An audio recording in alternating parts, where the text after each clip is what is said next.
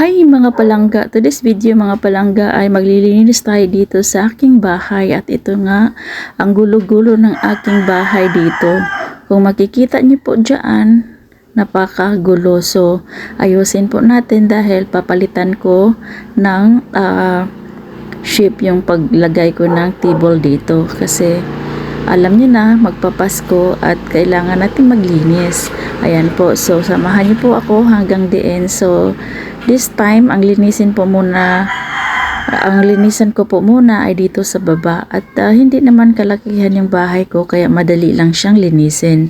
Ayan po, so kung makikita niyo po yan dyan, ang dami-dami kong mga halaman. Ayan, kasi mahilig po talaga akong maglagay ng halaman sa loob ng aking bahay. Ayan po, kung pagpasensyahan niyo na po yung background ko dyan sa labas kasi maliit lang bahay ko kaya maririnig niyo po talaga yung mga ingay dyan sa labas dahil open air lang po yung aking bahay. So ayan, pagpasensyahan nyo na po ang ingay ng sa labas ng bahay